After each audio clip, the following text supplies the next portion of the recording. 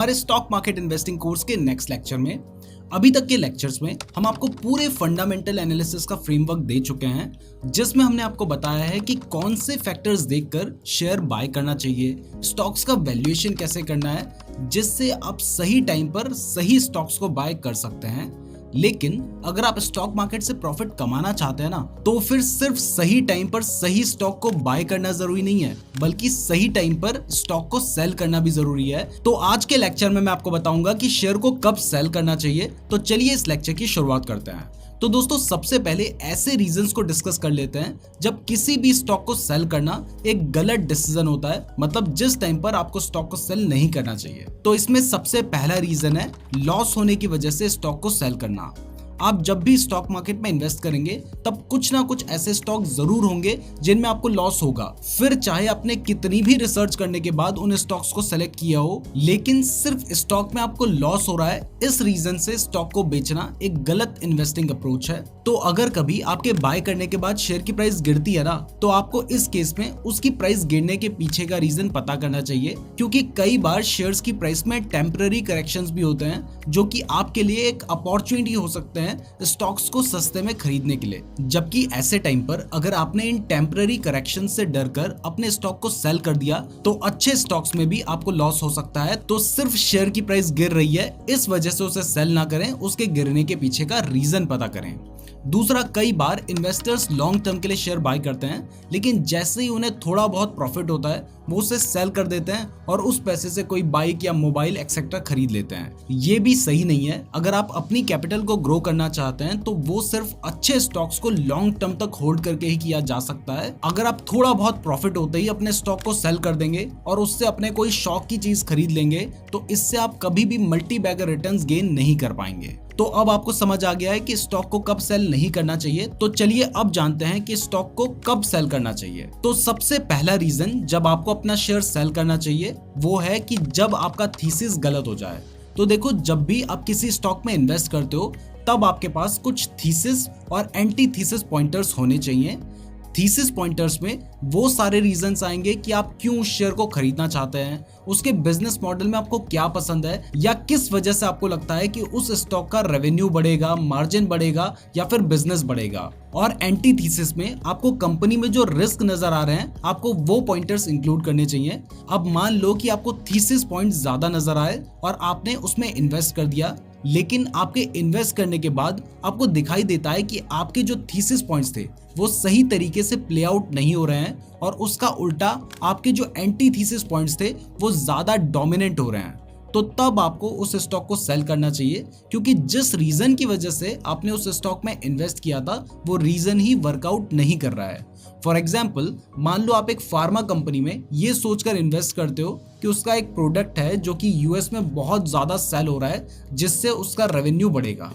लेकिन आपके इन्वेस्ट करने के बाद आपको पता चलता है कि यूएस एफडीए ने उस ड्रग को बैन कर दिया है। तो ऐसे में जिस रीजन की वजह से आपने उस स्टॉक में इन्वेस्ट किया था वो अब रीजन ही खत्म हो चुका है। तो ये एक वैलिड रीजन हो सकता है स्टॉक को सेल करने का। अब सेकंड रीजन जब आप एक स्टॉक को सेल करने के बारे में सोच सकते हैं वो है कि जब कंपनी की मैनेजमेंट चेंज होती है। मैंने आपको पहले भी बहुत बार बताया है कि एक बिजनेस को रन करने के लिए सबसे ज्यादा इंपॉर्टेंट होती है उसकी मैनेजमेंट, क्योंकि कंपनी खुद नहीं चलती है, उसको चलाना पड़ता है और उसको चलाती है उसकी मैनेजमेंट। तो जब भी आप किसी कंपनी में इन्वेस्ट करते हो तो सबसे पहले तो उसकी मैनेजमेंट के बारे में अच्छे से रिसर्च कर लो कि मैनेजमेंट एक्सपीरियंस्ड है या नहीं, मैनेजमेंट डेडिकेटेड है या नहीं, और तभी जाकर उस स्टॉक में इन्वेस्ट करो। लेकिन जब आपने इन्वेस्ट कर लिया है उसके बाद अगर कंपनी की मैनेजमेंट चेंज होती है और आपको लगता है कि जो नई मैनेजमेंट कंपनी में आ रही है वो उतना ज़्यादा उस सेक्टर में एक्सपीरियंस नहीं है या उतना ज़्यादा अपने काम को लेकर डेडिकेटेड नहीं है,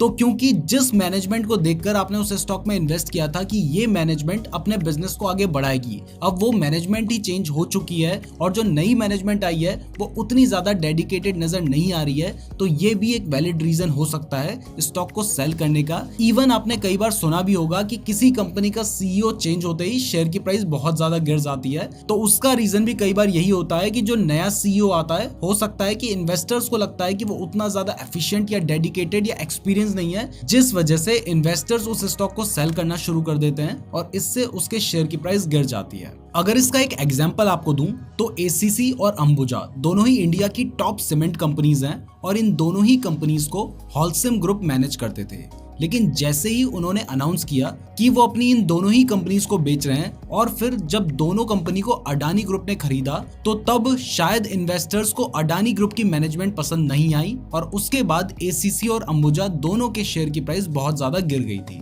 थर्ड रीजन जिसकी वजह से आपको अपने शेयर्स को सेल करना चाहिए वो है बेटर अपॉर्चुनिटी मिलना। देखो, हर किसी के पास कैपिटल यानी पैसा लिमिटेड होता है, तो अगर आपने अपना पैसा इन्वेस्ट कर रखा है और इस बीच अगर आपको कोई दूसरा स्टॉक मिलता है जिसमें आपको बेटर अपॉर्चुनिटी दिखाई दे रही है, तो इस केस में भी आप अपने एक स्टॉक को सेल करके जिस स्टॉक में आपको अपॉर्चुनिटी नजर आ रही है उस स्टॉक को बाय कर सकते हैं। फोर्थ, अगर कभी इकोनॉमिक कैरेक्टरिस्टिक्स में चेंज आता है तब भी आप अपने शेयर सेल कर सकते हैं। मान लो आप किसी सेक्टर पे बुलिश थे और आपने उस सेक्टर की किसी कंपनी में इन्वेस्ट किया था, लेकिन उस सेक्टर में कुछ डायनेमिक चेंज हो जाता है जिसकी वजह से पहले कंपनी जिस रेट से ग्रो कर रही थी उसमें चेंज आ जाता है और अब उसकी ग्रोथ स्लो हो जाती है, तो इस केस में भी आप उस स्टॉक से बाहर निकल सकते हैं। फॉर एग्जाम्पल, मान लो आप मैन्युफैक्चरिंग सेक्टर पे बहुत ज्यादा बुलिश थे, लेकिन गवर्नमेंट एक नया रूल लेकर आती है जिसमें मैन्युफैक्चरिंग सेक्टर पर एडिशनल टैक्स इंपोज कर दिया जाता है,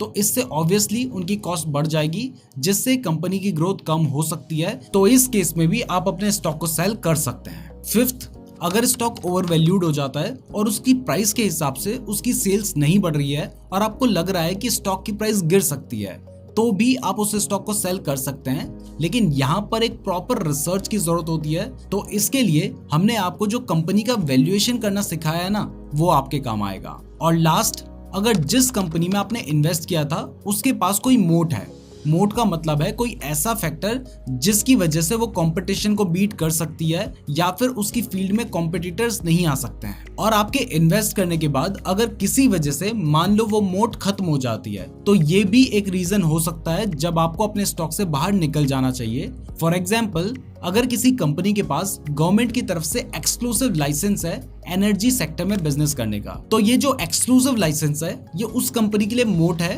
क्योंकि जब तक ये लाइसेंस उस कंपनी के पास है कोई और उस बिजनेस में एंटर नहीं कर सकता। लेकिन मान लो आपके इन्वेस्ट करने के बाद गवर्नमेंट उस लाइसेंस को एक्सक्लूसिव ना रखकर 8-10 और कंपनीज को दे देती है, तो ऐसे में उस बिजनेस में कंपटीशन आ जाएगा, तो ये एक रीजन हो सकता है अपने स्टॉक को सेल करने का। तो यही कुछ रीजंस हो सकते हैं जब आपको अपने स्टॉक को सेल करने के बारे में सोचना चाहिए। और अगर आपने इन रीजंस को ध्यान से देखा होगा तो आपको समझ आया होगा कि ओवरऑल आपको अपने स्टॉक को तभी सेल करना चाहिए जब उसके बिजनेस या फंडामेंटल्स में कोई चेंज आया हो, ना कि सिर्फ इस वजह से कि शेयर की प्राइस गिर रही है। तो इस लेक्चर के लिए बस इतना ही, अब मिलते हैं नेक्स्ट लेक्चर में। नमस्कार दोस्तों, मैं नीरज जोशी स्वागत करता हूं आपका हमारे स्टॉक मार्केट इन्वेस्टिंग कोर्स के नेक्स्ट लेक्चर में। अभी तक के लेक्चर में हमने सिर्फ इक्विटी इन्वेस्टिंग के बारे में ही सीखा था, लेकिन अगर आप अपने पोर्टफोलियो को डाइवर्सिफाई करना चाहते हैं तो हमने आपको बताया है कि कंपनीज के पास दो तरीके की कैपिटल होती है, एक है इक्विटी कैपिटल और दूसरी है डेट कैपिटल। अब देखो, इक्विटी कैपिटल तो प्रमोटर्स के पास शेयर इशू